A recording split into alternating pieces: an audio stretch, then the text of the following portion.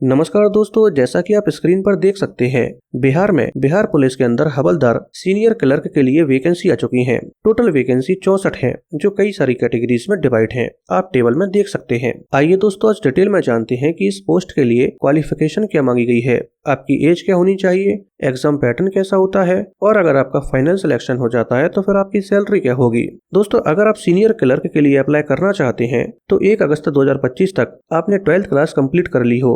अगर आप अभी अपने 12th क्लास में हैं तो फिर आप इस पोस्ट के लिए एलिजिबल नहीं हैं। इसके अलावा ये वैकेंसी पुरुष और महिला के साथ ऐसे कैंडिडेट्स के लिए भी आई है जो 3rd जेंडर कैटेगरी से बिलोंग करते हैं। आइए दोस्तों, अब जानते हैं कि इसमें एज क्या मांगी गई है। दोस्तों, अगर आप जनरल कैटेगरी से बिलोंग करते हैं तो 1 अगस्त 2025 को आपकी एज 18 से 37 साल के बीच होनी चाहिए। लेकिन अगर आप फीमेल कैंडिडेट हैं तो फिर आपकी एज 1 अगस्त 2025 को 18 से 40 साल के बीच होनी चाहिए। इसी तरह से अगर आप बिहार के मूल निवासी होने के साथ, पिछड़ा वर्ग या अत्यंत पिछड़ा वर्ग कैटेगरी से होने के साथ, पुरुष, महिला या 3rd जेंडर कैटेगरी से बिलोंग करते हैं तो फिर आपकी एज 1 अगस्त 2025 को 18 से 40 साल के बीच होनी चाहिए। लेकिन अगर आप बिहार के मूल निवासी होने के साथ SC/ST कैटेगरी से बिलोंग करते हैं और पुरुष या महिला हैं तो फिर आपकी एज 1 अगस्त 2025 को 18 से 42 साल के बीच होगी। आइए दोस्तों, अब जानते हैं कि इसका सिलेक्शन प्रोसेस कैसा होता है। दोस्तों, इसका सिलेक्शन प्रोसेस 2 स्टेज में होता है। पहली स्टेज में एक रिटन एग्जामिनेशन होता है और दूसरे स्टेज में PET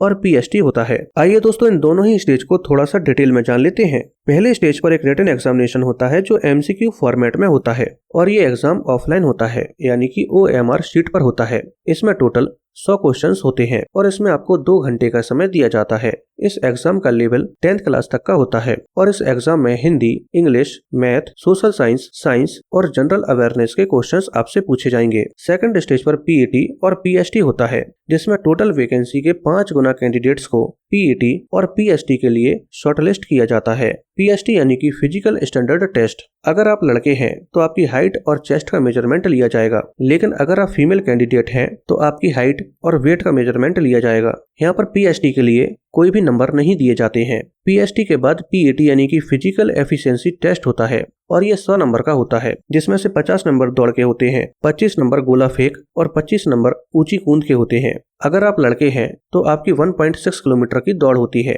जिसे आपको 6 मिनट में कंप्लीट करना होता है। इसके अलावा अगर आप 6 मिनट से कम समय में कंप्लीट कर लेते हैं तो फिर आपको उसके अकॉर्डिंग कुछ नंबर दिए जाएंगे। मान लीजिए अगर आप 5 मिनट से लेकर 5 मिनट 20 सेकंड के अंदर दौड़ कंप्लीट कर लेते हैं तो आपको 40 नंबर दिए जाएंगे। लेकिन अगर आप 6 मिनट से ज्यादा समय लेते हैं दौड़ पूरी करने में तो आपको कोई भी नंबर नहीं दिए जाएंगे और आपको इसी स्टेज पर डिस्क्वालीफाई कर दिया जाएगा। इसी तरह से महिलाओं के लिए भी 1 किलोमीटर की दौड़ होती है, जिसे आपको 5 मिनट में कंप्लीट करना होता है। अगर आप 5 मिनट से ज्यादा समय लगाती हैं तो फिर आपको भी इसी स्टेज पर बाहर कर दिया जाएगा। दौड़ के बाद दूसरी एक्टिविटी गोला फेंक होती है। इसमें अगर आप लड़के हैं तो आपको 16 पॉइंट का गोला 16 फीट तक फेंकना होगा। अगर आप 16 फीट तक नहीं फेंक पाते हैं तब भी आपको डिस्क्वालीफाई कर दिया जाएगा। ऐसे ही अगर आप फीमेल कैंडिडेट हैं तो आपको 12 पाउंड का गोला 12 फीट तक फेंकना होगा। इसके बाद ऊंची कूद होती है और इसमें भी मैक्सिमम नंबर 25 होते हैं, तो आपकी 4 फीट की ऊंची कूद होती है। लेकिन अगर आप 4 फीट भी नहीं कूद पाते हैं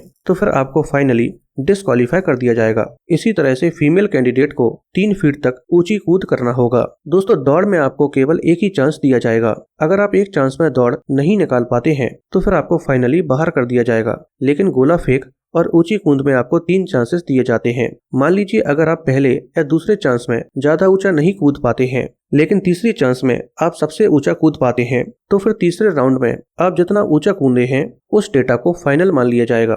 आइए दोस्तों, अब जानते हैं कि अगर आपका फाइनल सिलेक्शन बिहार पुलिस में हवलदार सीनियर क्लर्क के तौर पर हो जाता है तो फिर आपकी सैलरी क्या होगी। दोस्तों, यहाँ पर आपकी सैलरी लेवल 4 के अकॉर्डिंग 25,500 रुपए से लेकर 81,100 रुपए पर मंथ होगी। दोस्तों, अब अगर आपको ये वीडियो पसंद आई हो तो वीडियो को लाइक करके चैनल को सब्सक्राइब कर लीजिए।